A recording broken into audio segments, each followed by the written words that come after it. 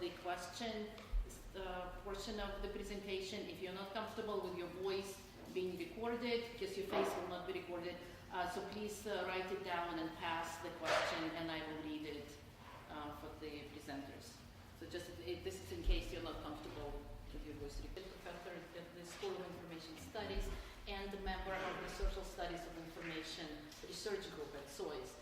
And I just here to introduce and to present and kind of to tell you how thrilled we are to welcome our visitors today, two Ukrainian investigative journalists who are really making a big difference with their activities and what they do.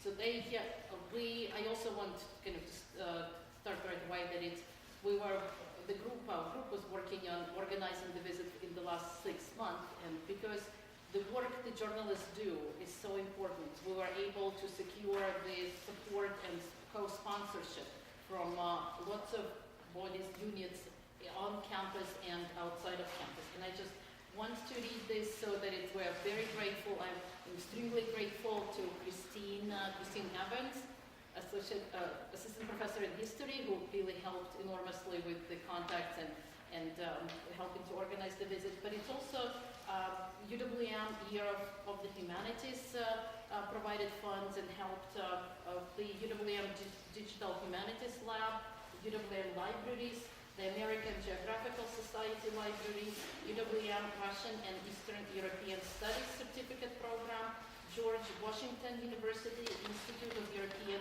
Russian and Eurasian Studies, Northwestern University History Department, their Slavic Department, Roberta Buffett Institute for Global Studies.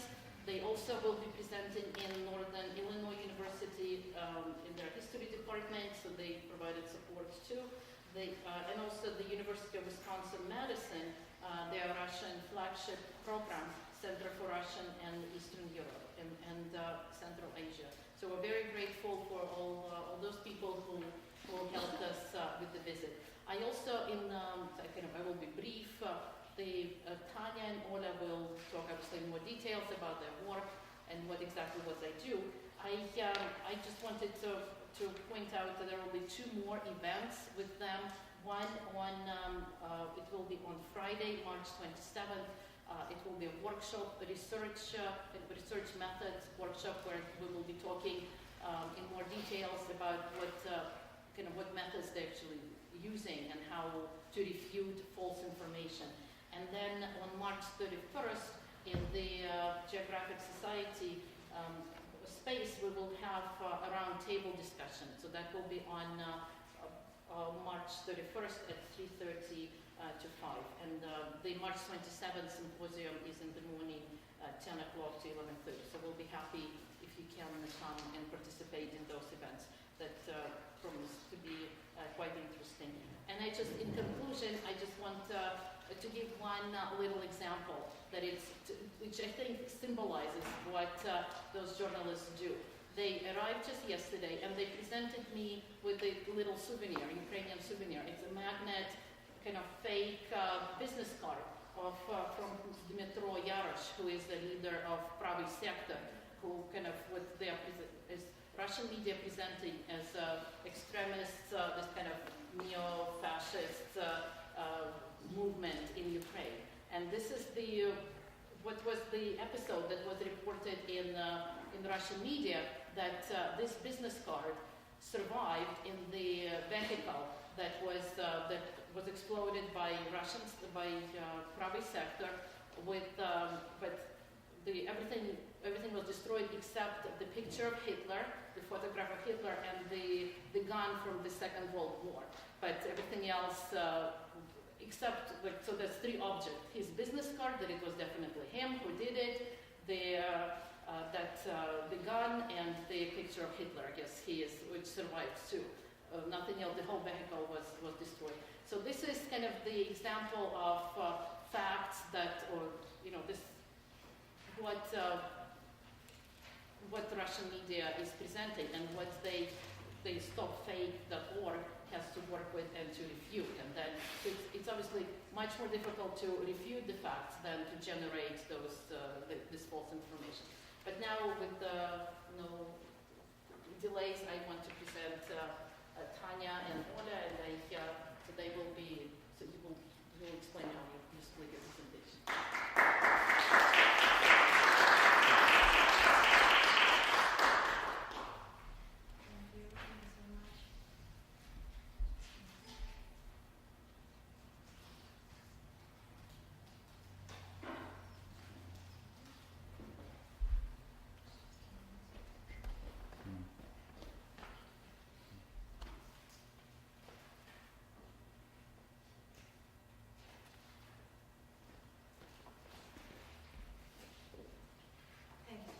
Thank you, Maria. Thanks everyone for coming. It's a great pleasure for us to give a speech for such an important audience for us because we are very happy to be here and we are very happy to tell about our project, about Stop Fake project. So, dear ladies and gentlemen, I'd like to present to you our website, stopfake.org. It is a Ukrainian website that reveals false information in pro-Kremlin media, and everyone in our team is a volunteer. Our project is unique in Ukraine because we verify not only the words of politicians, of business people, but also the work of our colleagues, journalists. That's why we had 70,000 readers per day during the first day of our launch. If you'd like to know whether you could or not believe some information from Russian or Ukrainian media, you should visit our website. It was launched on the 2nd of March to fight the erroneous information that was spreading over the internet during Ukraine's crisis in Crimea. Since then, we faced a crash of the Malaysian airline jumbo jet, a war in eastern Ukraine, and other tragic events. Pro-Kremlin propaganda twisted all these facts about these events and showed them to the Western audience and to the Russian people themselves in a distorted light. That is why we decided to create such a fact-checking website. And by we, I mean young Ukrainian journalists. We are alumni from the Mahila School of Journalism and the postgraduate program Digital Future of Journalism, based on the National University of Kyiv Academy. At first, there were 40 of us, and now we have a team of just 16 people. There are editors, a project manager, journalists, translators, 2 Russian-speaking anchors, an IT director, and a financial director. Again, they are all volunteers. Our project is independent. We do not represent or support any political party, public authorities, or financial institutions. Anyone can join the Stop Fake team. The only requirement is to be impartial. Our website has articles in the form of revealing false news, weekly video newscasts, and informational material to educate readers on the issue of propaganda. In the section Opinions and on the ways of fact-checking, in the section How to Identify a Fake. Lately, we added a section Context to publish the most important news about Russian and Ukrainian information strategy and information warfare. And this news is not fake. Now, StopFake.org has about 10,000 unique viewers per day, both for its Russian and English versions. The project also has pages in all the major social networks to publish materials from the website. The total number of followers today is more than 150,000 people. The goals of the project include recording and distributing weekly newscasts of fake news, which consist of the most high-profile news of the week. The duration of the newscast is up to 7 minutes. If we add an interview with an expert, the news lasts up to 15 minutes. The audience of the newscast is about 30,000 viewers. The whole number of page views has already reached 2 million since the 9th of March.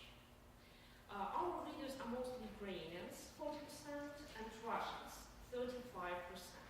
However, there are also people from the United States, 5%, Germany, Belarus, etc., etc.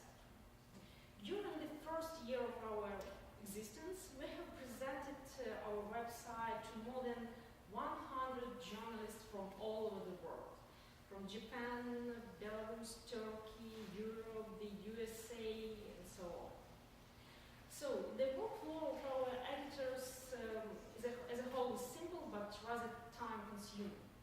We monitor the biggest Russian websites that have repeatedly been caught by us as promoters and disseminators of intentionally false information.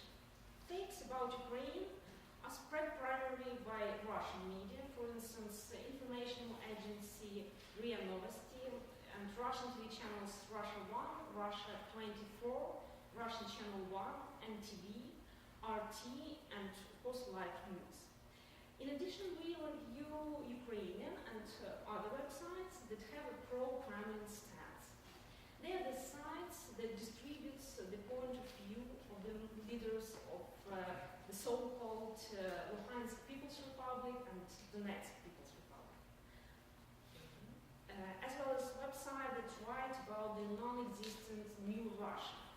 There is a tome of Novorossiya, rather popular and used by Russia to legitimize its invasion to the east of Ukraine. Media of this kind are marginal, their reporters are often unprofessional, but they are a source of information for Central Russian media. So during this year, we checked tens of thousands of articles, photos and videos, and we have revealed about 400 fakes. Again, we do not view this as just cases of bad or sloppy journalism, but of intentionally misrepresenting the facts and reporting false information. Most of these fakes are Russian, however, there is enough misleading information in Ukraine and Europe too. And I'd like to show you several examples. First of all, the main goal of fake news to show Ukraine as an aggressor, as an evil, merciless, dark place. For example, Russian media show Ukrainian military as a fascist. They show a picture with painted swastika on the tank of Ukrainian army, but it was a Photoshop.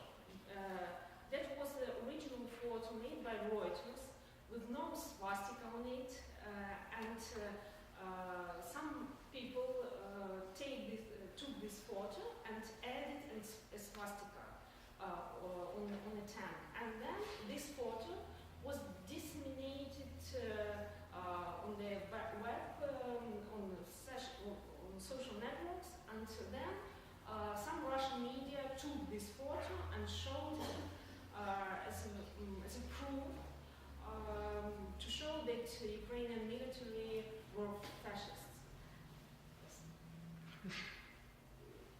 The microphone? No. Doesn't work? There's no microphone. So, and it was easy to verify this information.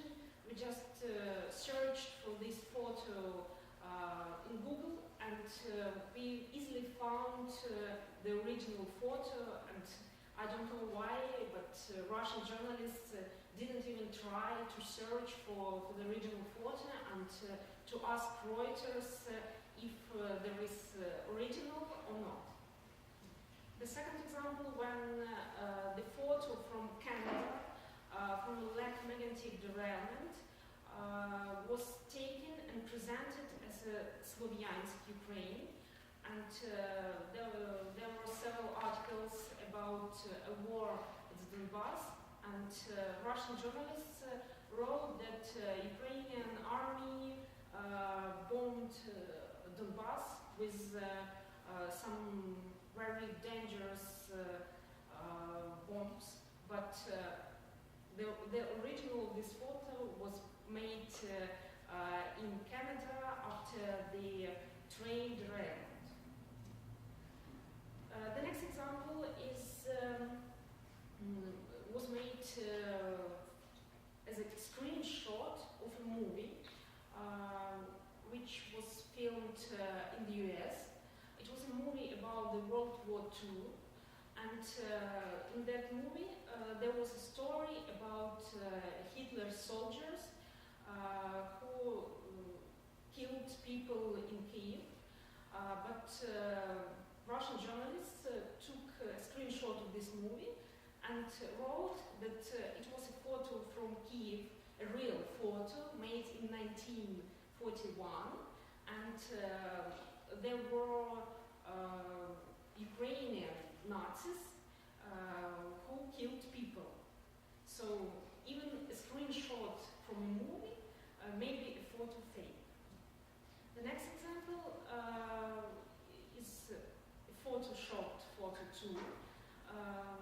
It was published that in Kharkiv, a Kharkiv People's Republic was created, like in Luhansk and Donetsk, and they took a real photo with a Ukrainian flag, and in Photoshop they added a flag of so-called New Russia, or Novorossiya, and made an article about New Republic, and wrote that in Kharkiv people also supported the Novorossiya, but in fact that was not so.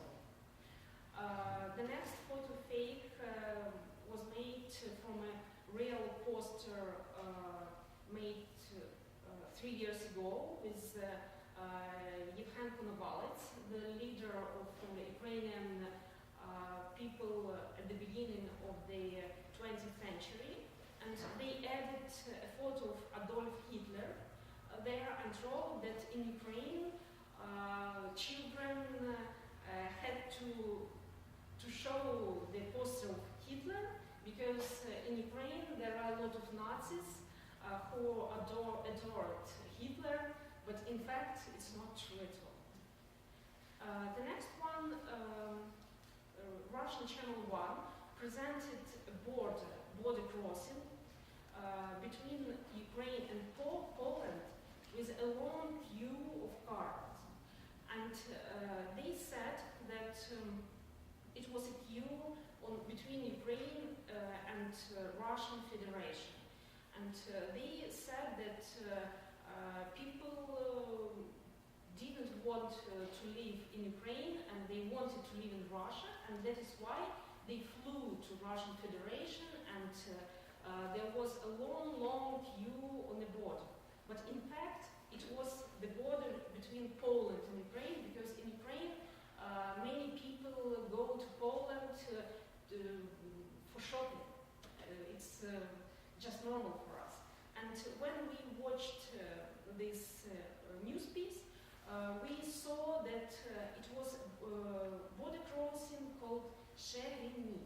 And we know that it is a border crossing between Ukraine and Poland. And in Russia, people don't know this, and they believed that it was a border crossing between Russian Federation and Ukraine.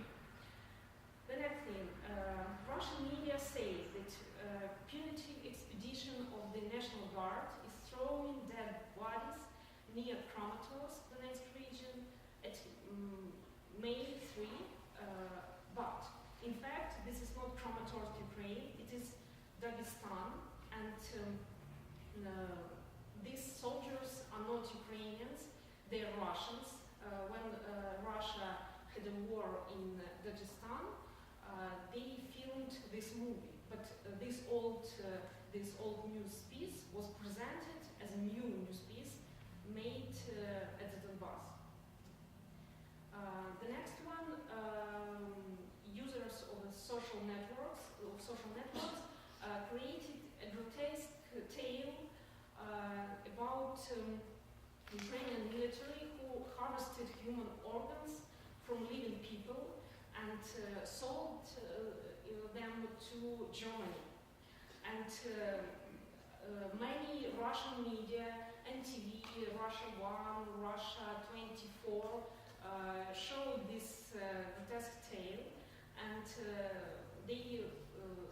they said that in Ukraine, Ukrainian politicians and Ukrainian military just take organs from living people and sell them to Germany, and there is a person in Germany, Olga, who helps them, and we contacted this Olga Weber, and she told us that she was not a doctor at all, and she was, I don't know, she was a businesswoman, it seems, but she had a photo in a hospital on her social networks, and Russian media took this photo from the social networks and showed her as a medical service worker.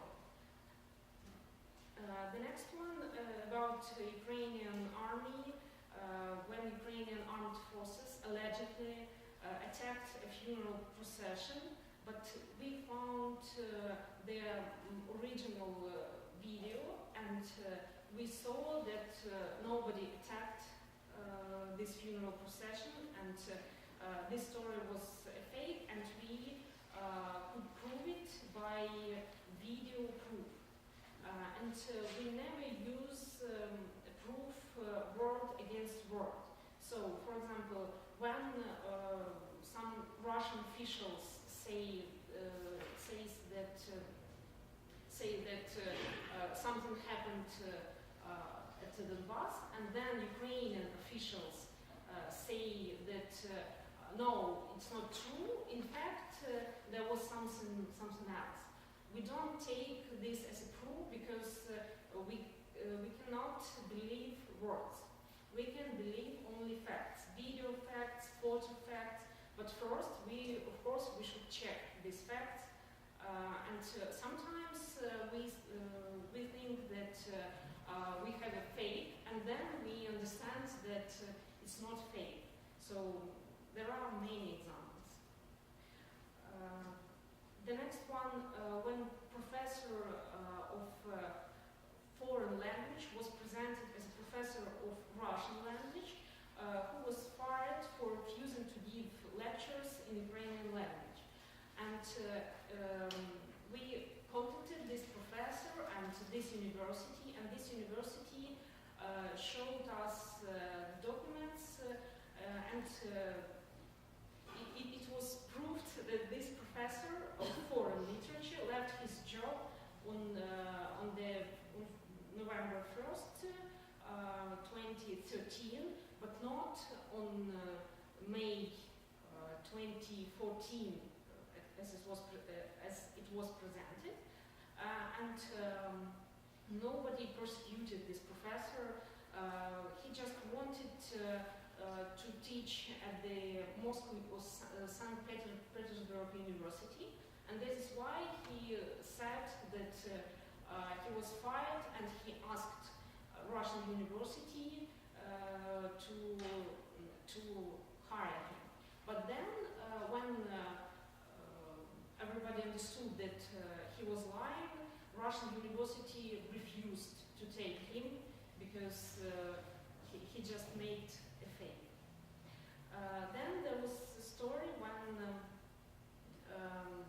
in Luhansk somebody created a fake about a hero of New Russia, Novorossiya, who threw himself under the tank in Izvarno, near Luhansk, Ukraine. And this story was disseminated across almost all the Russian media. But in fact, this person, who's presented as a hero of New Russia, died almost 4 years ago. So they took his photo from a social network and took his biography and presented him as a living person who died in 2014. The next one is a video fake when rebels military machines in Matychak near Donetsk was presented as a Ukrainian military machines in Donetsk city, and there was a story about Ukrainian military who invaded Donetsk, and people were suffering. But in fact, in Donetsk there were no Ukrainian soldiers at all at that time. One more fake, when hundreds of Poles demanded authorities to demolish the monument of Soviet soldiers, and Russian media presented it as if they were against the demolition of this monument. And when we asked Polish journalists for more facts about this story, they gave us a lot of photos and videos, and we understood that it was a demonstration against Vladimir Putin and against Russian authorities. So,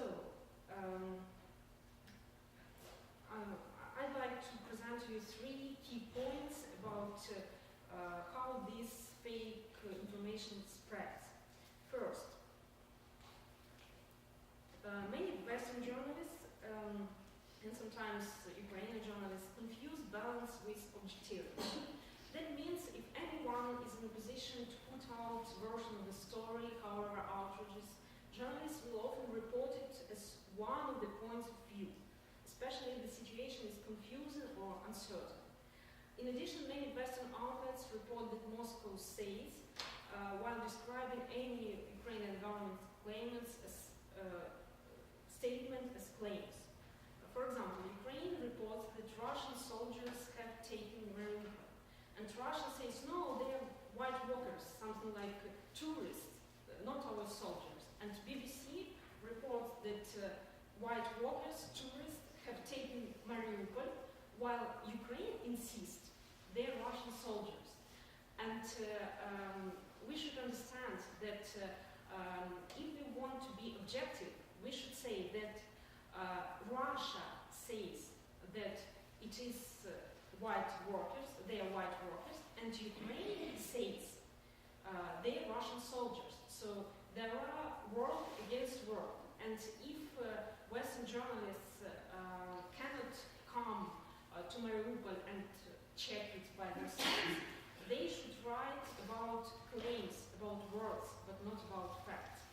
And sometimes Western journalists take the Russian point of view as the main source, the main fact, and Ukrainian point of view as their additional point of view, which can be not so true. Second, as is common knowledge, there are now so many people in European governments, the business community and the academy, whose positions, profits, or careers are dependent on the maintenance of good relations with the Russian Federation. And they are unwilling to challenge Russian disinformation. And third, tragically, many Western government officials will not challenge what Moscow is doing because of fears that they will be the subject to cut-offs in the supply of gas, or be viewed as wanting to restore the Cold War. Anyway, we are able to deal with it, and while speaking about cooperation between Ukrainian, Russian, and European journalists, as well as civil society and government, I can say that we have such examples, and we don't need many resources, and the only thing we need is a team of professional journalists who want to do their ordinary job in fact-checking. Of course, it would be very productive to cooperate with Russian journalists in countering propaganda. Though from my perspective as a practicing journalist, I can say that in most cases it's impossible because Russian state media are not open for such a cooperation, and but at the same time, for instance, we had such examples of cooperation with Russian channel Dorsht when we helped them to reveal some fake statements about Ukraine, but maybe you know that TV channel Dorsht is under serious threat in Russia now. So sometimes in Russia, independent media are afraid of going against the power.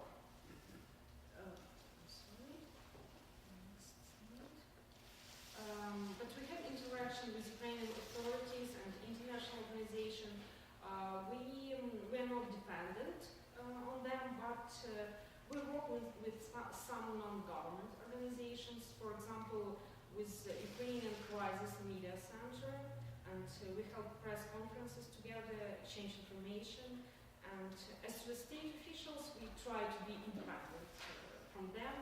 Nevertheless, we, even being independent, we can cooperate.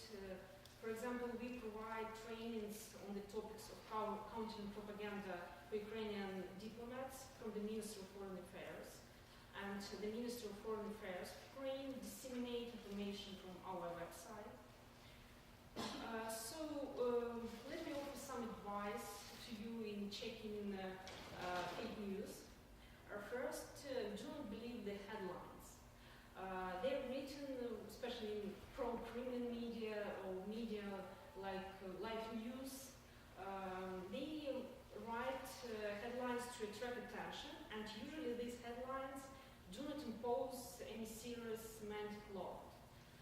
Often the headline contradicts the content. Then, compare the words of the title and the first paragraph, namely to see if they contain important information, and if the headline says Ukraine banned studying Russian language at school, then in the first paragraph you probably see that this is just an initiative of one person. Then pay attention to the source. If the news article has no link to the source at all, it is a reason to doubt the authenticity of the information. If the publication referred to another newspaper or news website, do not be lazy. Go to this link and compare the original news and the news that you read. Look at the names of experts. Before you listen to their opinions, it is necessary to type in any search engine their names and check whether they have a connection to the problems described in the news article. Then you should understand that the official pro-Kremlin propaganda does not invent the wheel. It uses ordinary manipulation and, for example, it concentrates on several theses. There is no power in Ukraine. The political and economic space in the power are under the Nazi control. And Ukrainian officials are anti-Semites and Russophobes, etc., etc. For example, we have Russian propaganda glossary. They call the Ukrainian government Kiev junta, Nazis, power usurpers. Ukrainian patriots are called neo-Nazis, and the Ukrainian army, occupants, aggressors. The National Guard of Ukraine are punishers, militias, Banderovics, the right sector, Nazis, etc., etc. And the organization of the right sector itself called fascists, Banderovics, terrorists, and anti-terrorist operation called Cleansing operation to kill ordinary people at Donbass. So I think that pro-Kremlin propaganda is so effective because Russian propaganda has a long history of its creating and developing. They used it during the period of Tsarist regime, at the beginning of the 20th century, then Soviet regime continued to develop it, and now Vladimir Putin uses the best from the Tsarist and KGB's achievements. Therefore, pro-Kremlin propaganda now combines the psychology basis, manipulation with the historical facts, and up-to-date PR techniques. Their messages usually consist of three main parts.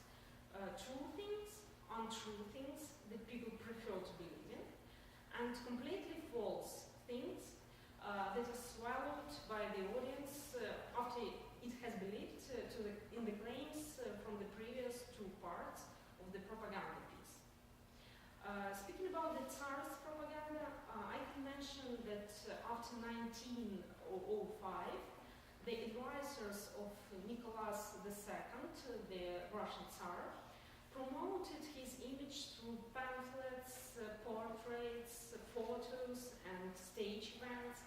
And please notice how many Vladimir Putin's portraits are now in Russian clerks' cabinets, and how often Russians can see Putin on TV during the whole day. Then, during World War I, propaganda was increasingly used to show that the Tsar fully controlled the situation. And it was considered crucial due to the disastrous performance of the Russian army in the war.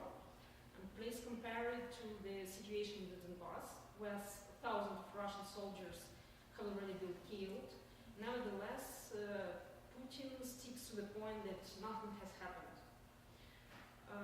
The Russian secret services also restored some methods formerly used by the KGB. The emphasis on propaganda efforts was focused on cinema. For example, soap operas about brave Russian soldiers and police officers on TV, and there are competitions for the best cinema about state security operatives and Russian Tsarist history. All this was re-established. And I can remind you that Yuri Andropov, the Secretary General of the Soviet Union, established a special competition for the best literary works and films about the Committee of State Security, so the KGB. And you can read more about it in the book of John and Carol Garrett, Inside the Soviet Writers' Union, published in 1990. The FSB also returned to methods of dealing with foreign journalists, using the threats of withdrawing visas and access to the country as leverage in an effort to influence their coverage. I can also advise you to watch a documentary, Soviet Active Measures, of 1984, and you'll see that almost nothing has changed in Russian strategy of propaganda. And when talking about up-to-date techniques of Russian propaganda, I can mention, of course, digital marketing, using of internet tools, and such technologies as search engines, social marketing, blogging, social media marketing. My colleague Olga will tell you more, and for now, thanks for your attention, and any questions are welcome after Olga's presentation. Thank you so much.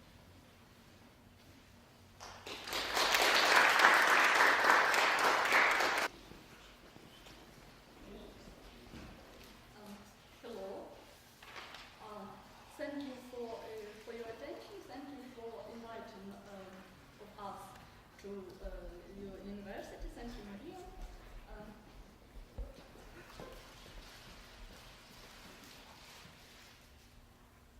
My English is not so good such times, and I hope we forgive me.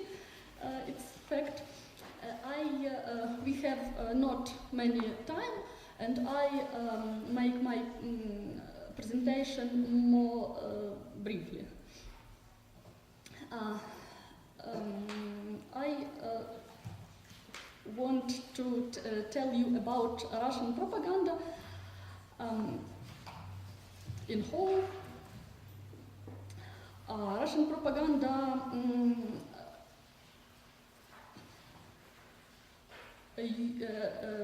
Russia used propaganda from Tsarist and KGB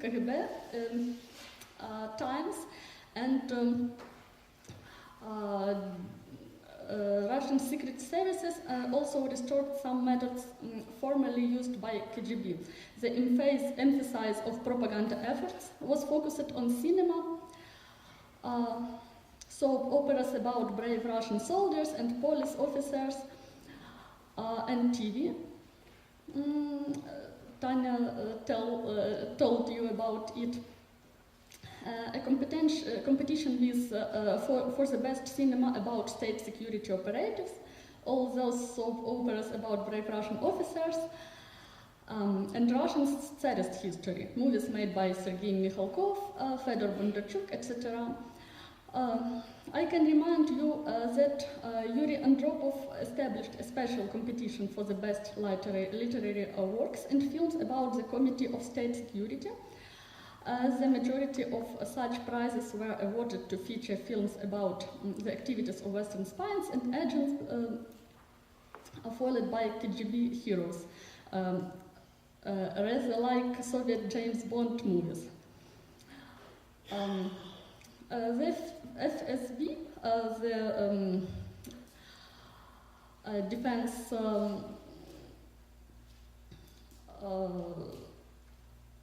Service of Russia, also returned to methods of dealing with foreign journalists, using the threat of withholding visas and access to the country as leverage in an effort to influence their coverage.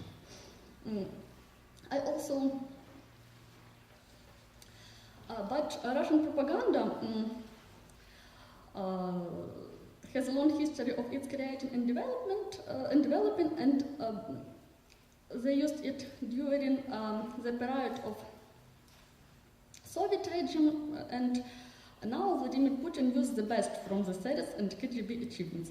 Therefore, Russian propaganda now combines the psychology basis, manipulation with the historical facts, and up-to-date PR techniques.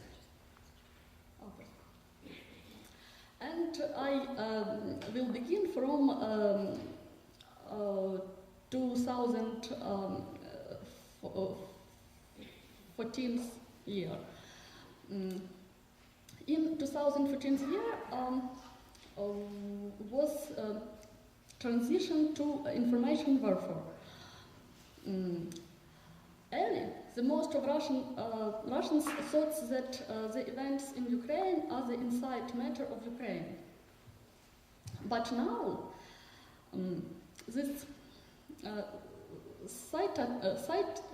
I cited Leo Gutkov. He said it 24th of March 2014 year. You can see the numbers of support invasion of Russian militaries and Putin's policy. This phenomenon was called Putin's scissors. All indexes of economic and social indicators was direct low, but index of approval of the Putin's policy directs high. And Andrei Larionov, former Putin advisor, said the information special forces of the Putin regime have been able to achieve a much more impressive victory than that had the special forces of the GRU, which have occupied Kremlin. And the Russian propaganda have some directions, 3 directions. Internal to Russian audience, external to Ukrainian audience, to occupied territories and to non-occupied territories, it have some differences. And external to Western audience, so-called soft power. Internal propaganda has a main ingredient. It's image of the enemy. External enemies and internal enemies. External enemies are Americans, Europeans, Ukrainians, Georgians, to a lesser extent the Islamists. Internal enemies are liberals, Westerners, hipsters, creative class, sexual minorities, etc. And Russian propaganda use the main myths with which is not true. Crimea and Eastern Ukraine, I tell you about 5 of them. Crimea and Eastern Ukraine are essentially Russian. It's not true. I will not tell you more detail about it, but you can answer me in private, and I give you referring to this facts. Other myths. Since the Euromaidan revolution toppled the government in Kiev, Eastern Ukrainians have been calling for Russian protection from the new government.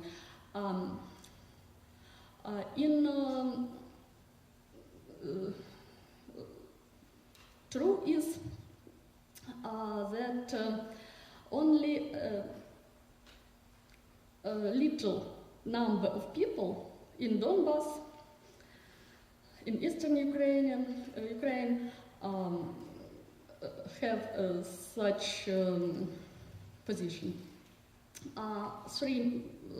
Such myth, frequent reference to militias, to Ukrainians Donbass region as local separatists, in one that is highly relevant today and continues to obscure the facts on the ground in Ukraine. And fourth and fifth are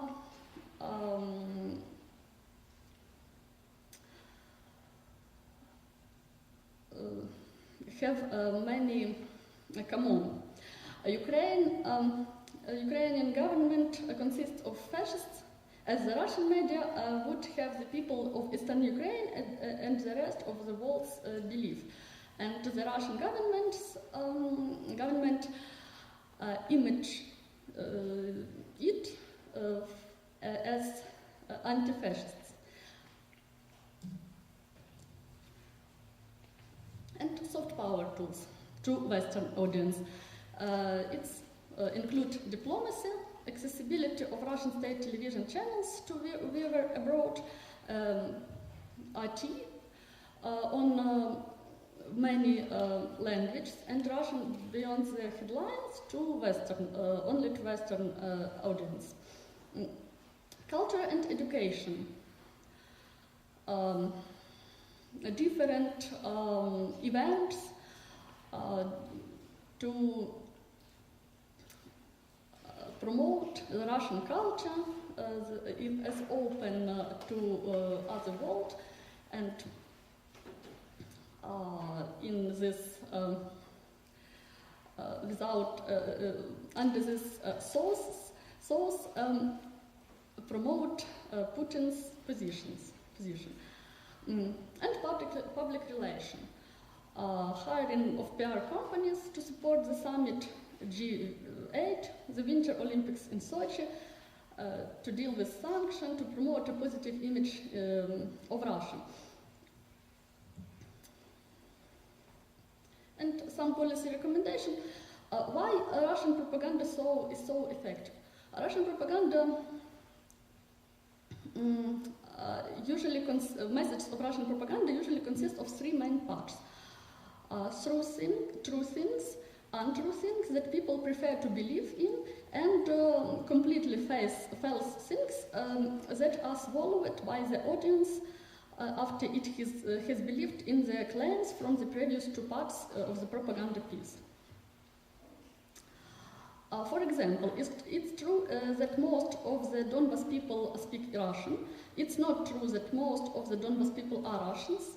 There are more than 100 nationalities there. Ukrainians, Greeks, Armenians, Serbs, Romanians, etc. Though Russians prefer to believe in this lie, because it's a pleasant information for them. And finally, it's a blatant lie that the Donbass people that speak Russians were persecuted by the Ukrainian authorities. Another factor that makes Russian propaganda so effective is the huge amount of money that Russia spends on it inside and outside their country. You know that Russian state budget donations only for IT channel is more than 340 million dollars. Therefore, we can say that Russia spends billions of dollars for creating a proper image for itself in the world. They support European research institutes, European political parties, etc.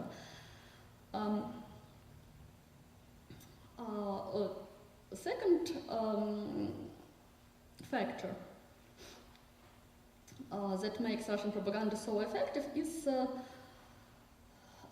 it maybe works in subconscious level.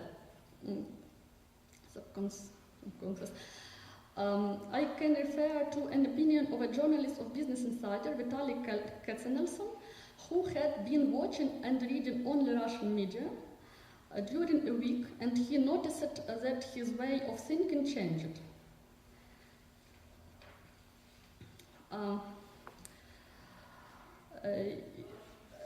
I think one of the most interesting conclusions of his experience is that Russian propaganda works by forcing your right part of the brain, the emotional one, and to overpower your left part of the brain, the logical one, while clogging all your logical filters.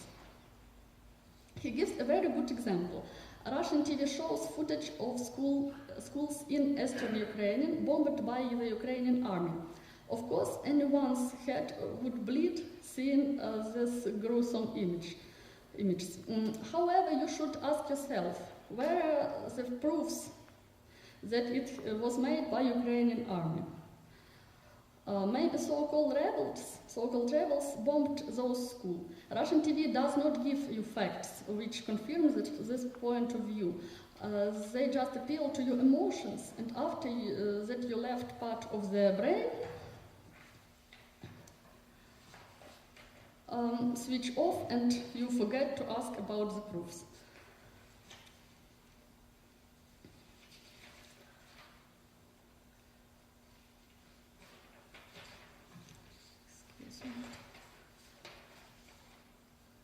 One of the most incredible Russian fakes is the photo of the girl who is killed in Syria and showed as killed in Ukraine. Russian propaganda often uses the images of children because it based on emotions, not facts, and use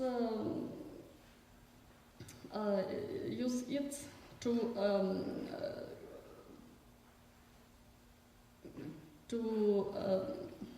help the propaganda myths.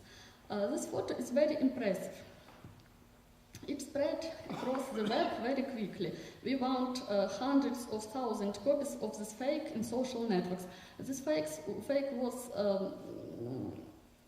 made in June, but when Russian regular army had not entered the Donbass yet. By this time, Russia helped the so-called rebels at the Donbass, most of whom came to Ukraine from Russia.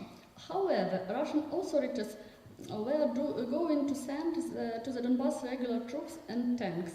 For this reason, they needed to produce an impression for Russian and for Donbass people that it was necessary to send these troops. In addition, they wanted to encourage Donbass men and Russian men to fight against Ukraine army. And then, and what can be more touching than a photo of dead child? When women had that Ukrainian soldiers killed children, even they told their husbands to quit their jobs and to go to fight Ukrainian army. By that moment, no child was killed in the Donbass. But as you see, Russians needed such impressive stories, therefore they guessed them. Moreover, they used fake photos to prove their lies because nobody would have believed their lie without any proof. And there are many stories of about Ukrainian soldiers are behaving in a cruel way with children and women. Russians say that Ukrainian soldiers shell peaceful village and cities for special purpose, that they beat soldiers' mothers, that they give drugs to children, etc. As you know, since March 2014, when Russian troops entered Crimea, Ukrainians have been asking Europe, the USA, and the rest of the world to help us in our struggle with the enemy. Of course, Russian authorities don't want the world to help Ukraine. Because if many European countries start supporting us, Russia will lose this game.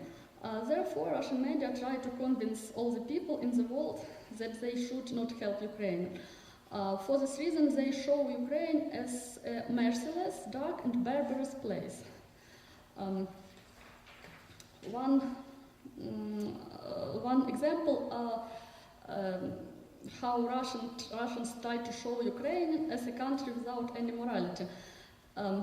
They spread such fakes to convince the world that Ukrainians became unmoral Nazis who hate everybody. Russians want Europe to believe that Ukrainian state should be demolished. As fast they spread such outrageous fakes, and then they proposed to Poland and Hungary to split Ukraine between these three countries. Russians explain this suggestion by the fact that Ukraine is no more a civilized country, and European countries should take part of Ukraine and make them civilized. We live in Ukraine and we can ensure that it's nonsense. Ukraine is as civilized as any European country. By the way, Europeans don't need visas to enter Ukraine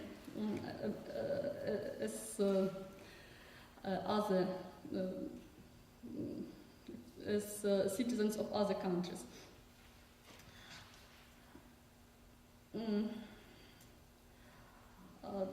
For example, that video fake that Kiev is going to legalize prostitution. There was such a news piece of Russian TV channel NTV. However, this information has nothing to do with reality. Neither Ukrainian parliament nor Kiev city administration have drafted laws of even suggestions about it. In addition, a report stated that sex services with patriotic features are in fashion in Ukraine now. Girls offer themselves to National Guards on internet auctions. This is a lie. Internet auction, the narrator refers to is charity auction for ATO participants, anti-terroristic operation participants, which was nothing to do with sex services. There are charity tea parties with people who are ready to donate money to Ukrainian army. ATO participants do not take part in the auction at all. To understand that such news are fake, you should think critically. Ask yourself if it's possible or not, then search information about this topic in other media, preferably non-Russian state media. Also, in addition, Russians produce many facts about gay people in Ukraine. Russia is an Orthodox Christian country, and the church strictly opposes the topic of gay people. of course, in Ukraine there are gay people, as they are in every country. However, Russians try to produce an impression that some people in Ukrainian authorities are gay, and that is why we have a state policy to make people gay or lesbian. This is a blatant lie, but many people in Russia believe in it. By the way, Russians say such things not only about Ukraine, but also about other European countries. Therefore, they created a new name for Europe, Gay Europe.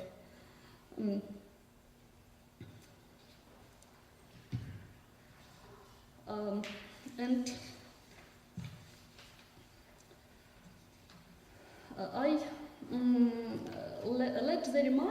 let me remind you about that Russia propaganda manipulates not only with the information about Ukraine.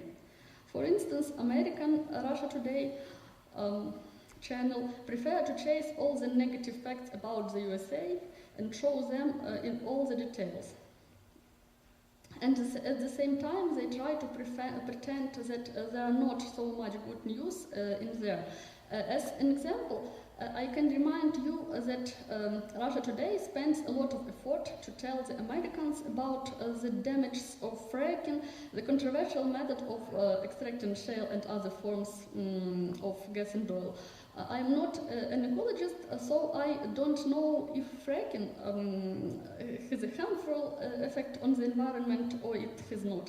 Nevertheless, I do know this, that Russian government strictly opposed fracking, and it provides a huge campaign against fracking to maintain European Union dependence on Russian gas. Therefore, when we are talking about Russian propaganda, we aren't talking only about disinformation about Ukraine, but also about false facts and manipulations that concern other countries. And I tell you I call about some ideologists of Russian propaganda: Sergei Markov, Alexander Dugin, who is positioned as anti-fascist, but he is fascist in fact. And that are directors, actors, politicians, executives of the Russian propaganda is Dmitry Kiselyov, most famous maybe face of Russian propaganda administration, and chairman Putin's chief propagandists: Oleg Dobrodeyev, Konstantin Ernst, and Margarita Simonyan, chief editor of Russia Today. I told you about funding of propaganda. These numbers have purpose to show you what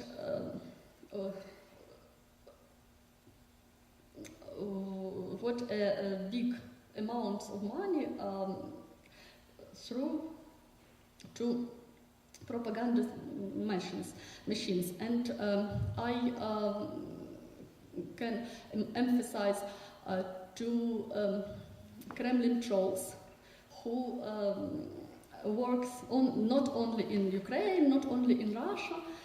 They occupied a big building in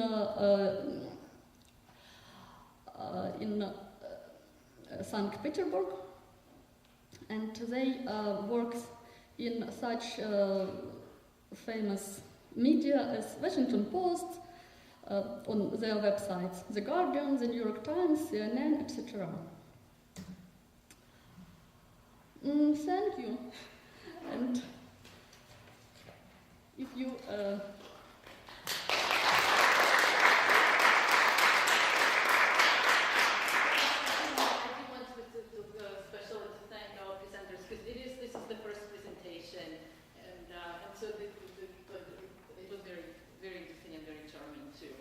then we're kind of ready for the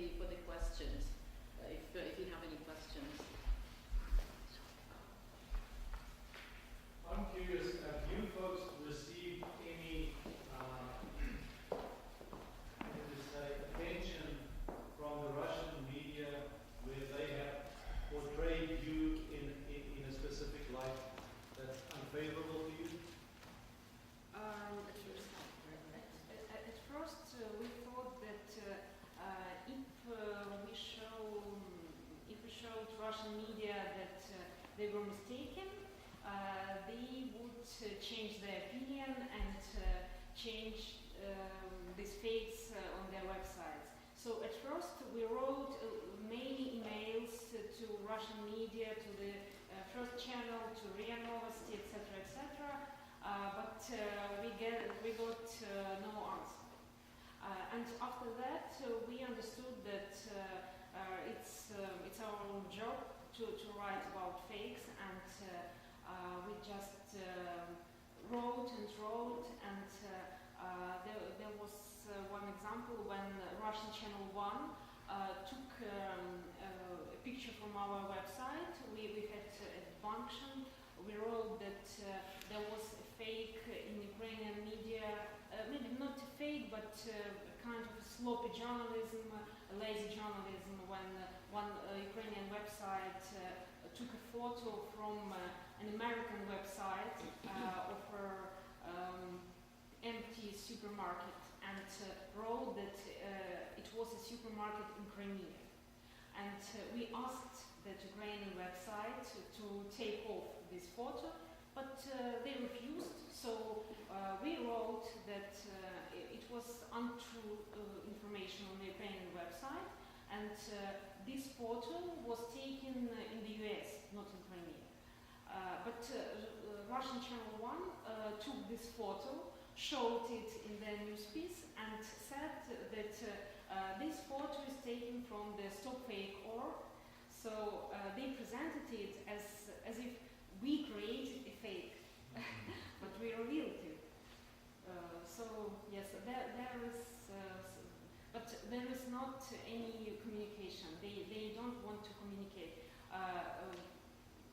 But of course, we worked with Dozhd and with Novaya Gazeta, with such media, Open Russia, for example, but not with the mainstream media.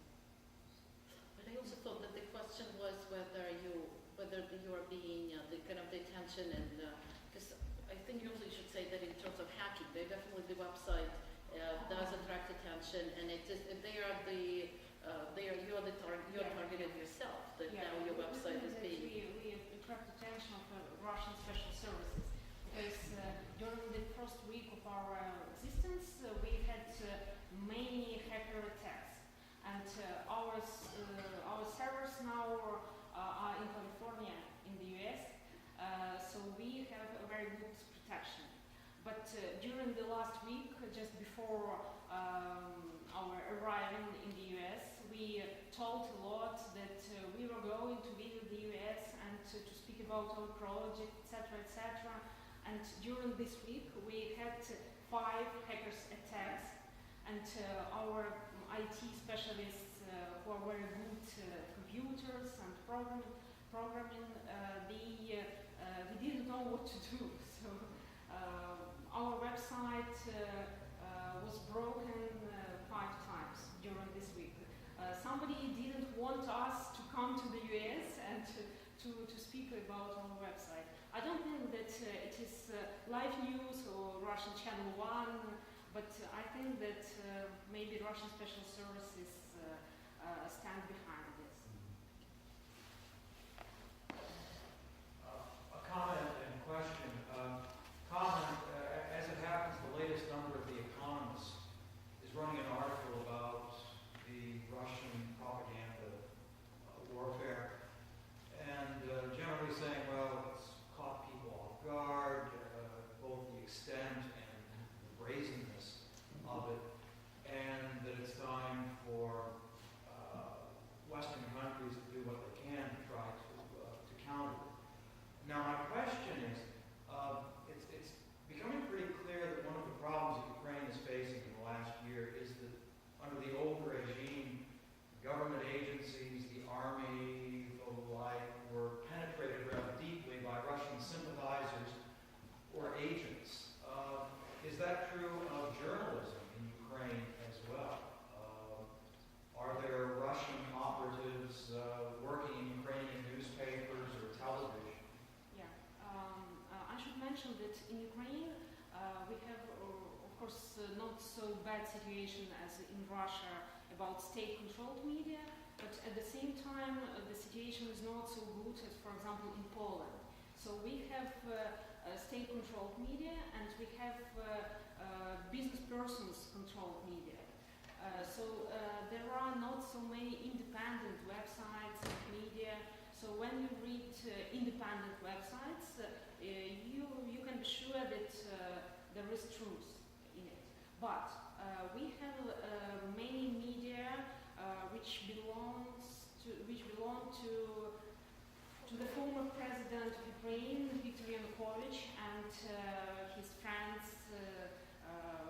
who were the prime minister, the head of the central bank, and there are many such media. And they have a censorship, and they have to write that Russian media tell us the truth, etc., etc. So some journalists who don't want to write about it just resigned and went to independent media or created the new independent media. But at the same time, we have strong media in Ukraine which supports Russia and supports Vladimir Putin, etc., etc.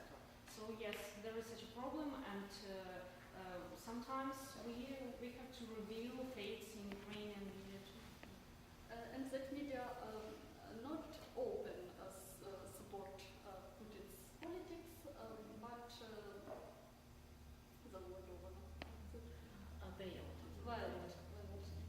Veiled. Yeah, of course. In Ukraine, it's not so easy to write articles about support for the Russian militaries, because in this case, such journalists would break the law, because they cannot ask people to fight the Ukrainian army. But there is hidden support. Situation is not so bad, but because we have independent websites and newspapers, but they are volunteer projects.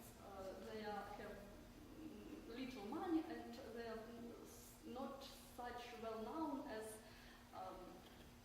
big media funded, controlled by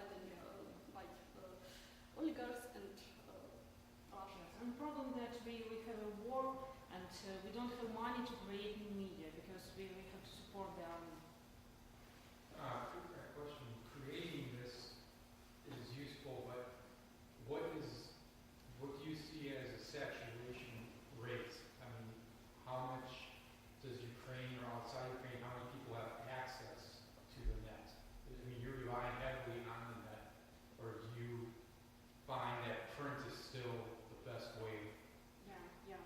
We have many volunteers now in Ukraine, and a lot of volunteers in the east of Ukraine and in Crimea. And if people don't have access to internet, these volunteers just print our news and give them to people. So we don't do it because we don't have resources for Sure. this. Yeah, but there are many volunteers in Donbass, in Crimea, and they print our news, and yeah, there are such support. I just one question, one advice. Advice is to look into curriculum, which is given to students in Russia. I don't know if in Ukraine, but in Russia it's very difficult to teach the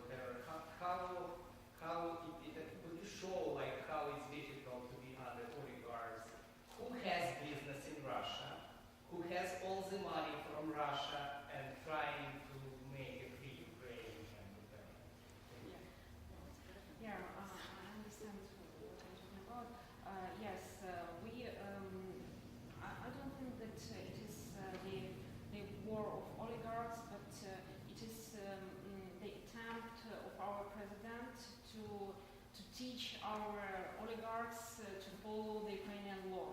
Because when Viktor Yanukovych was our president, oligarchs felt quite easy to take state plans, state organizations, and Igor Kolomoisky thought that the times didn't change, and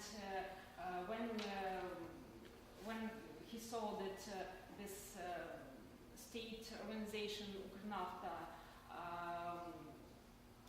was not under his control already, because Petro Poroshenko has to follow all these International Monetary Fund recommendations, and these recommendations are about returning the state control on all these state organizations which were controlled by oligarchs.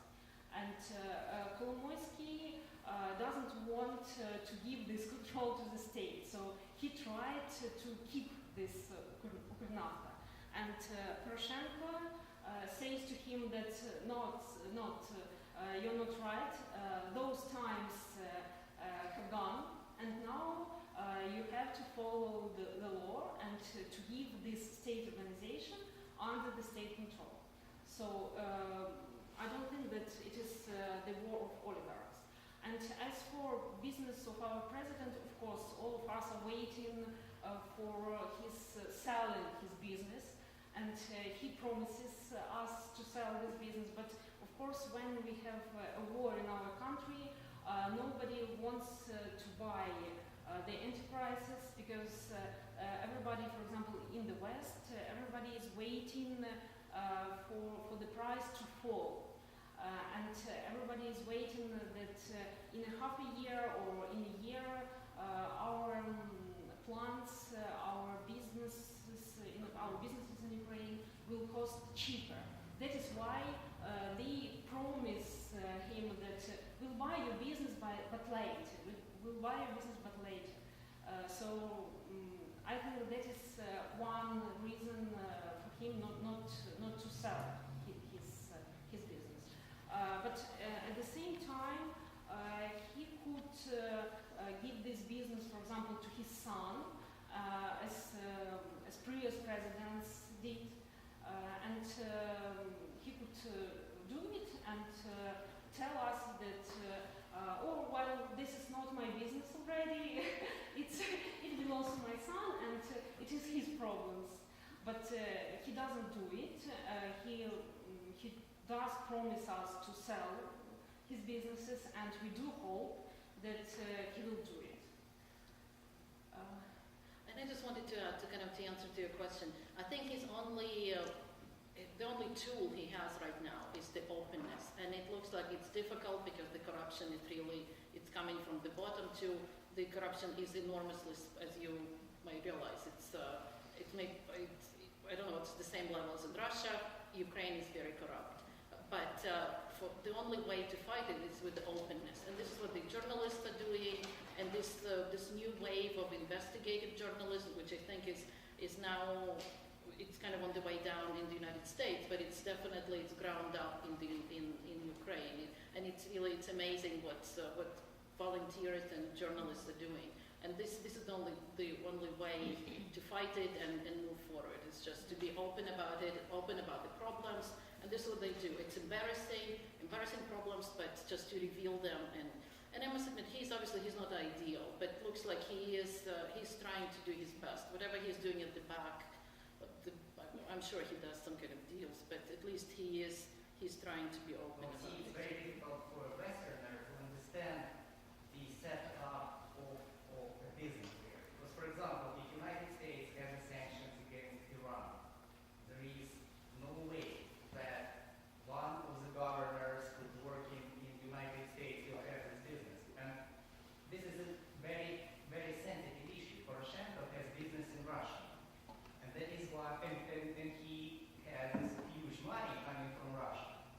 And that is why probably it's very difficult to operate under President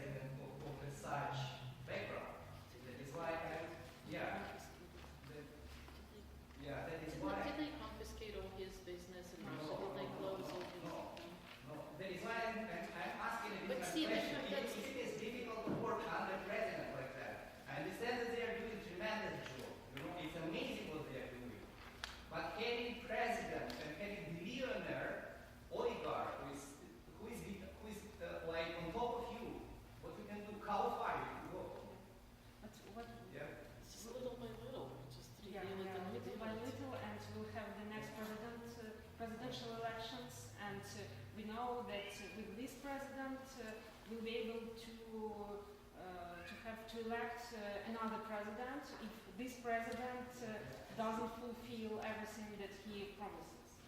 So Thank you very much. What are some reliable sources of true information in English, broadcast or magazines or whatever? Can you think of any, you mean like BBC News Western or? media? Yeah. BBC News and Deutsche Welle, for example.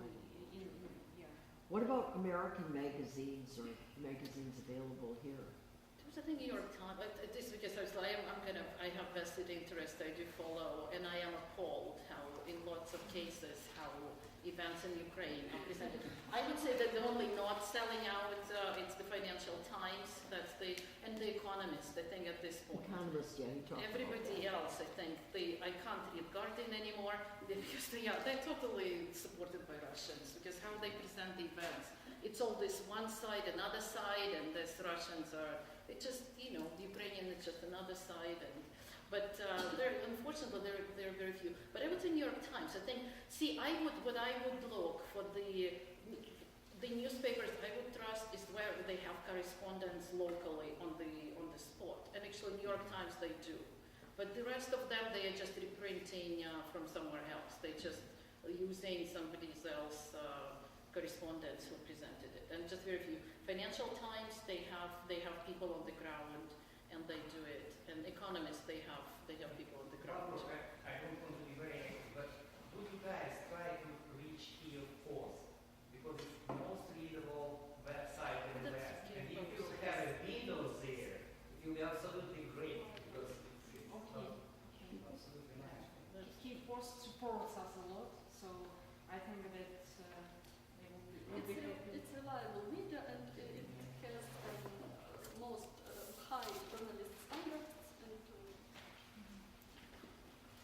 Just to follow up on that, even those reputable English language sources, they have to deal with the trolls. Reading the comments can be very enlightening in certain ways as long as you don't take them too seriously. But the omnipresence of people who are obviously sort of reflecting the Kremlin line is really astounding. But then you can see the trends. It's always the anti-not. It's the fact that they have their themes, and you can see that they give them the keywords that they have After to a write. while, you recognize. Yeah, and it's kind of right away. Has the Russian invasion of Ukraine stopped now thanks to the oil price drop, or is it still going? Okay. No, there's more and more. They're still the Donbass, and they're just waiting for things to follow. So all the Russian tanks and soldiers are in the Donbass now, unfortunately. And I also wanted I'm kind of prompting you, but because Tanya is actually from Luhansk and she has still relatives living in Luhansk, so this is the first hand, and you do talk to them. Just like say what is now, that there are this whole thing, that there are the Russian army, on one hand they brought some water from the so-called separatists who are shooting. My relatives say that when the so-called separatists gained power in Luhansk, at first there was much panic because they were just I don't know, alcoholic and drug addictors and people were afraid of them, and almost everyone was afraid of getting out in the evenings. But when the Russian army came, Russian soldiers made order on these territories, and now Russian soldiers try to prevent these rebels from killing people and so on. But how they establish, you said they established order by basically executing those separatists right on the streets. This is that Russians came, so they were this is how they were establishing order in Luhansk. So this is the capital of Luhansk. there is no court in Luhansk. report, and if a Russian officer thinks that this separatist broke the law, he could wound him or kill him. So that's horrible.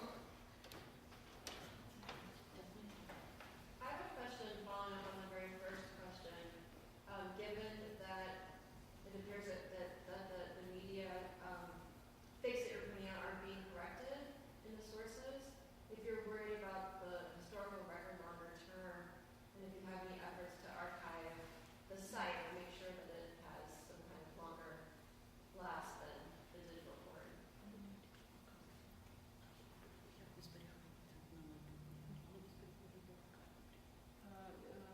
Do you mean how we save our information, or I'm just thinking about the historical record longer term. So, you know, in 20 years or 30 years, someone looks back and tries to figure out what was going on. You're still going to be using the same sources that you're pointing out have these incredible flaws.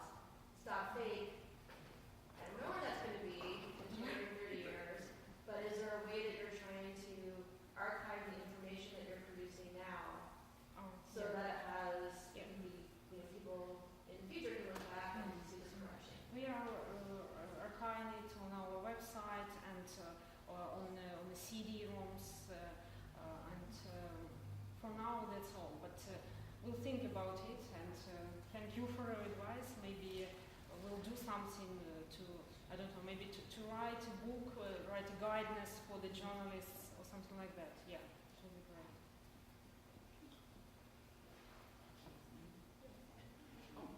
Well, as you may know, the concept of fake news, you know, as a phrase in English, was popularized by The Daily Show, which was, you know, which had the news format and the pretend anchor, and used that to make fun of the complete lack of journalistic standards, accountability, and common sense in US cable news television.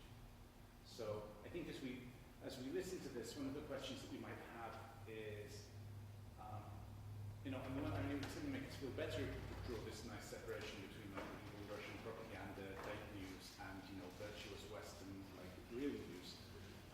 But when you think of how Fox News works, there seem to be a lot of similarities between what you're describing. So what do you think would be the similarities and differences between an oligarch-owned, you know, Fox News channel and a oligarch-owned Ukrainian propaganda, or Russia Today as a state-backed propaganda channel?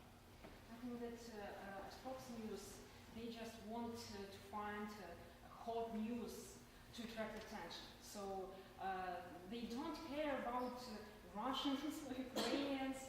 If Russians create a hot fact, they will take it, and if Ukrainians create something like that, they will take it too. So the most important thing for them, for the Fox News, is to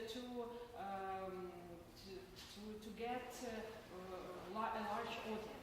And for the Ukrainian or Russian propagandists, it's not so important to have a lot of viewers. It's more important to spread their views. And I think that is the main difference. I just want to follow up on that. I mean, there are people approaching these fake news, kind of troll-based media that are purposely false in Russia, right? There was a recent, I can't remember the name of the group, but they made a picture of the porn star. They take famous people, so movie stars, various kinds, and the porn star Sasha Grey, and they circulated an image of her. They doctored an image of her and say that she's a martyr in the Donbass fighting for the separatists. And they circulated, and they try to trick people, right? So there's a kind of playful approach too. That's obviously very different than yours, which is based on, right, kind of journalistic principles. But I have a different question, which is, you know, I guess I'm just slightly concerned about, you know, there's two dimensions to a project like this. On the one hand, you're really working for truth, right? And your standard is truth, and that's very, very important. On the other hand, there's a kind of danger of attributing all of Russian public opinion to propaganda and to lies, right? Because most of us, and I think this is where probably some of the things that bother you about the American media and other things is that most of us who interact with regular Russians, they are influenced by the media, absolutely, as we all are influenced by the media we consume. But they also have relatives who live in Ukraine. Their first instinct, most educated people, is not to trust the media, right? They know well that their media has always their full lives. But I think there's a sort of danger in saying that that Russians are zombies, right? They've been stunned by propaganda, because most people I know have called their friends in Ukraine, and unfortunately, those friends and relatives in Ukraine have told them, yes, it's all true, right? Hitler has come to Ukraine. Unfortunately, it's their friends and relatives who are confirming this narrative, right? So these divides, I think, are really deep. And that's one of the most kind of unfortunate aspects of this situation. And it's really, I think, very, very important to kind of address that in the way you present the project, right? As opposed, because on the one hand, sorry, it's getting kind of long, we can speak separately, but but it doesn't contribute, right, to kind of coming to understanding about what really is the truth, right, which is so important. If we label Russians as stunned by propaganda, right, or that their belief that Crimea is eternally Russian is a result of recent propaganda, right? They've been believing that for a long time. It's just that recent events have made it possible for them to express this more vigorously. And I think, too, this recent kind of manipulative social media effort is quite a recent phenomenon, right? You have that long history of horrible Russian propaganda, right? But that propaganda was quite different. And this very active effort really dates to like 2011-12, when Putin explicitly decided to invest a lot of money, right, and after that election season, in being present on social media. So I just think that's just a piece of presentation kind of advice, but I'm curious what you think about the fact that there's these deeper divisions too that have to be addressed. And your site may not be able to do that because you have a different mission, right? But it's very important, it seems to me. So good. Do you think that we should influence both Russians and Ukrainians? If you can, yeah. If I could respond to that, I think being in an environment filled with propaganda, even if you think of yourself as being skeptical or questioning, it kind of moves what seems like a reasonable point. So you might talk, I spoke to a Russian colleague in my area, and she'd done a PhD at Georgia Tech. She'd returned relatively recently to St. Petersburg. So, she'd lived in the US, she followed Western media. She'd say, well, it's true. Not everything that Putin says is right. I don't like Putin. I don't respect him at all. I don't agree with him. You certainly can't believe everything you read. But you can't believe everything you read in Western media either. But then when I got into specifics with her, she was very clear that there were no Russian troops in Ukraine. She was very clear that the Kremlin had spontaneously risen up and held a referendum and invited the Russians to come in. And she completely lost contact with reality while continuing to think of herself as a skeptical, independent consumer of media. And unfortunately, as you know, in Donbass, this is what the separatists and basically Russians, this is the first thing they did. They demolished, there are absolutely no Ukrainian news sources in that area. As you know, they came and they installed their antennas. So people on Donbass are getting only Russian news. They don't, there's absolutely no Ukrainian media. And it's true, it's still amazing how you can, that people do act transformed. And see, this is such an excellent experiment that you're saying the journalist watching for a week, just Russian news feels that he changed his opinions. And so it is extremely effective. And it's obviously working. I see that's why, and I know because I know that too, because I'm now in Milwaukee, you talk to people in this Russian shop, and they have relatives in Ukraine, in Donbass, and this is what they are, it was in Kiev too, apparently in Kiev there's this war situation too, when what the people are telling them. So it's all constructed, and it all depends which channels local people are watching too. So, but it is hard, and what do you do?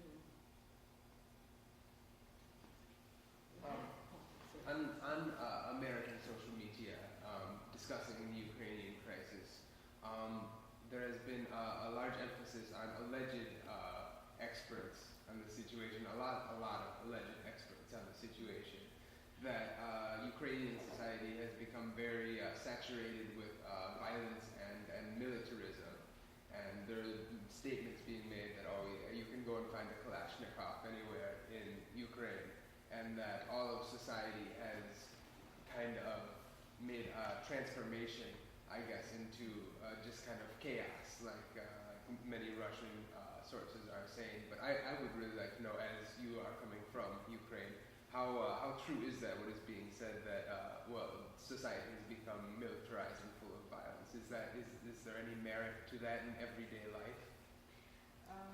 Well, in Kiev we don't feel this militarization, but of course there is some militarization because we have a war, and the problem is not that the Ukrainian society became militarized one, and that is a problem. No, the problem is that Russia invaded Ukraine, and there are Russian troops in Ukraine, and Ukrainian people who are very peaceful, who want to live calm life, and who don't want to fight.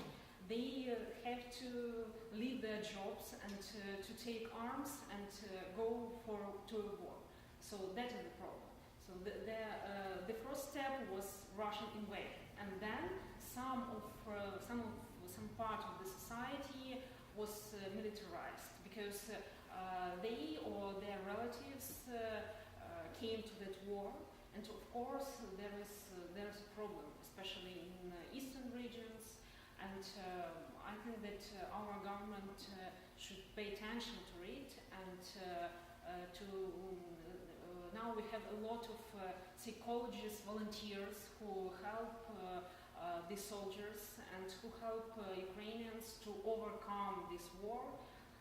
But it's not true that we are afraid of going outside because we don't see people with arms in the street. So everything is peaceful. To protect ourselves. Yeah. But of course we can go out in a deep night and everything is fine. Okay, because of course it's difficult to believe from anybody who is informed and following the situation, but the impression is given, and lots of people think on these sources that, there's bombs falling, and there are people running through the streets with weapons, and there are tanks rolling in all over the place. But I just wanted to confirm the degree of falsity to that. So thank you. Ukraine is the largest country in Europe, so there's a great deal of Ukraine that isn't in Donbass.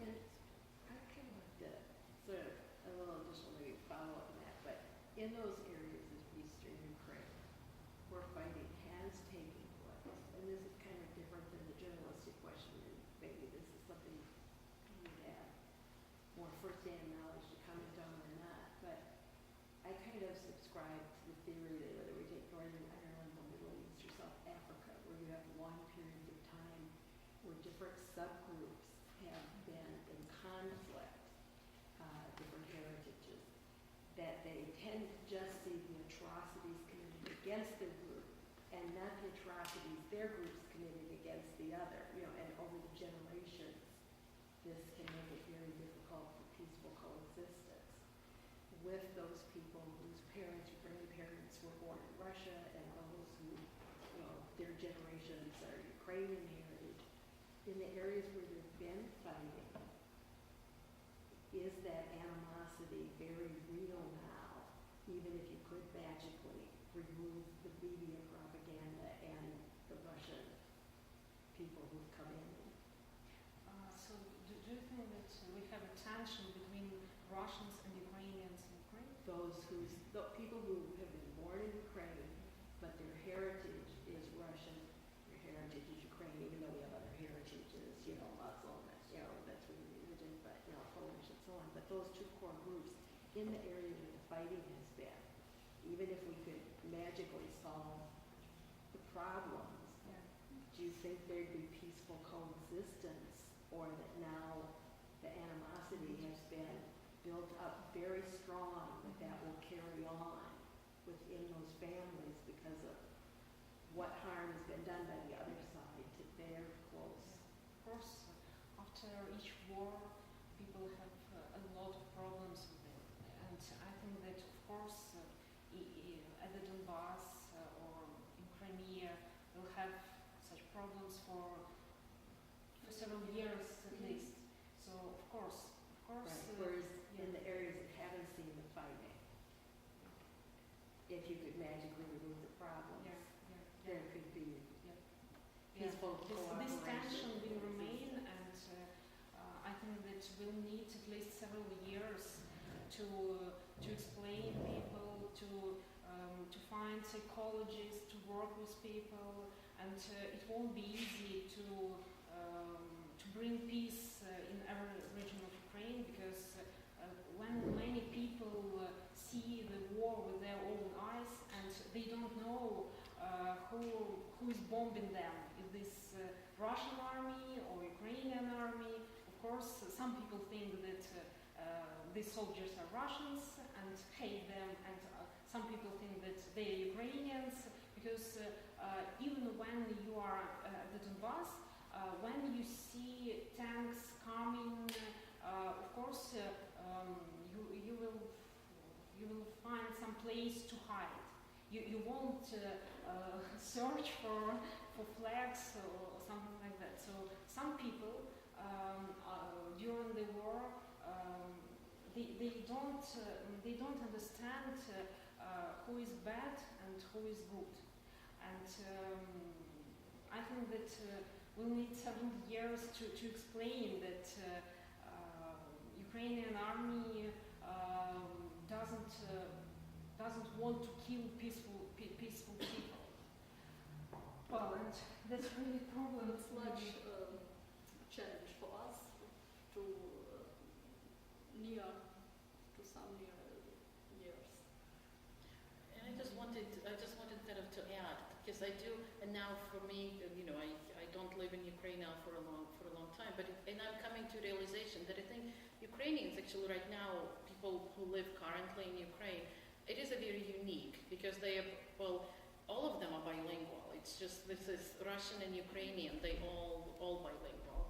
And I don't think that that's and it really comes naturally, because that's the Russian and Ukrainian. If anything, Ukrainian was a minority language and Russian was more dominating. And that's why even talking about, nobody really knew, who are you? Are you Russian? Are you Ukrainian? Because everybody speak both languages. If anything, everybody speak Russian. Ukrainian, it was more of a choice.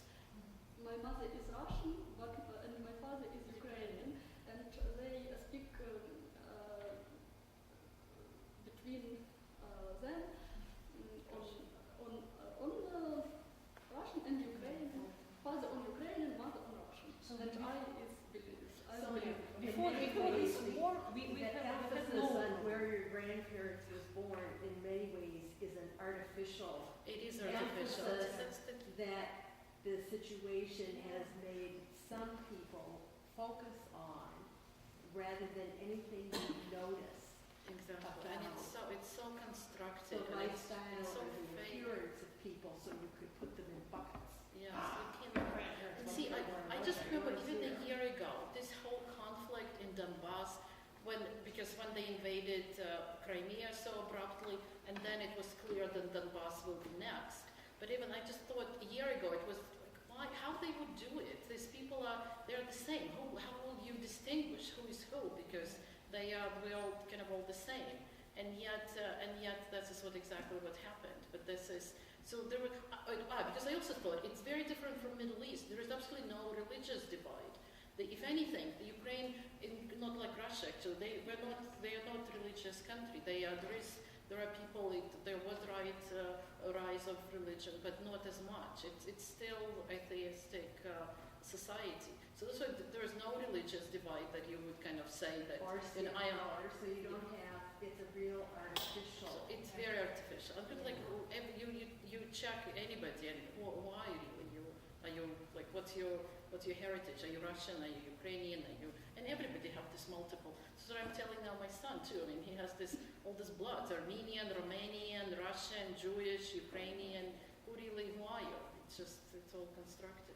So it's just so, see, and I think that's the Putin is winning. It's just that there are so many people now think that it could be, that it's possible, that it's really, there's this, some pure Russians and some not real Russians. It's just so not true. Do you have any more questions?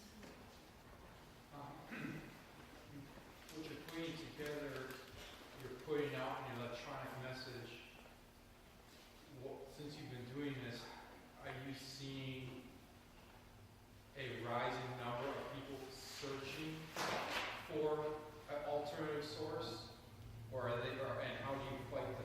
Like, I'm sure a lot of people are just, I don't care what the truth is. I just want this fighting to stop. What do you think? Yeah, I think that now many people are searching for the truth, because at first it all seemed to be so simple. There is truth and not truth. We can believe this media or we can believe only this media. But then people understood that almost every media can produce a fake. So it's important to verify almost all the news about Ukraine, because when some country has a war, you cannot believe all the information that comes from this country. And we see that now we have more readers and more people who write to us and ask for help in revealing some information, and more journalists started to verify fakes, and Ukrainian journalists and in Russian journalists, of course. So I think that yes, now people are more engaged in checking information than it was a year ago. It's clear. And, I'd like to, as far as I remember, it seems you mentioned the period of World War II about Ukrainian nationalists, and I didn't answer your question, and I'd like to add that, of course, when you have a war, you always have different people with different views. And in Ukraine, we had Stepan Bandera, who was the head of Ukrainian nationalists. But it is a common knowledge that in Russia there was a very famous General Vlasov. That general was a Soviet general who fought for the Kiev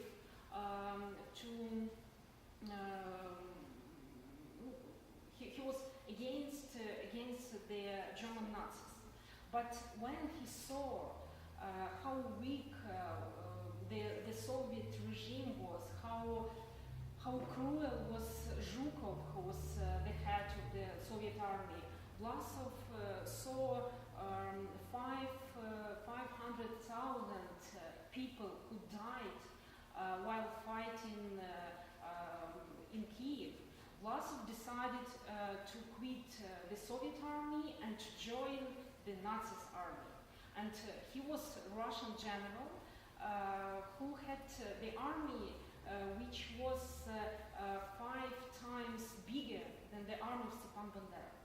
And nobody wants to say about this now, but it is true that in Russia they had much more people fighting for Nazis than we had in Ukraine. So we should read the history, the historical books, and search for the truth. See, that's not my point. Sorry.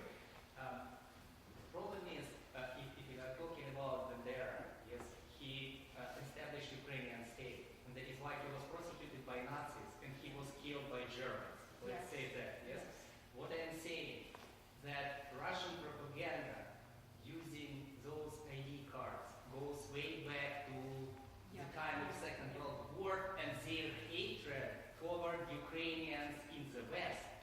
That is why killing Nazis, he was leaving some evidence that it leaked Germans to Ukrainian uprisal, and they were killing them brutally. That's what I am saying. See, I'm not saying that like somebody was switching sides, so I'm kind of in a line with your inquiry.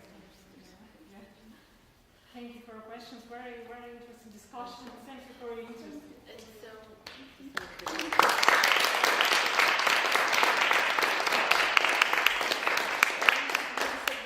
Once again, obviously, you can. Journalists will be here in Milwaukee until Wednesday. They're leaving on April 1st. So if you want maybe to we can organize getting together. And also, or if you want to come to 2 other events that we will have on Friday at 10 o'clock, 10 to 11:30. So we expect that will be kind of more right away question answer about your methods in more detail, the logistics of how you're doing it. And then we also do have several faculty members talking on Tuesday at 3:30 to 5. We will have more about Maidan, what's changed in Ukraine and what's so basically 1 year after the uprisal and where we are now. And you're welcome to take my business cards. You'll have my email and phone number, so we'll be able to contact any time, and you'll be able to ask any questions that interest you. If you didn't sign the thing by the door, if you wouldn't mind doing it on the way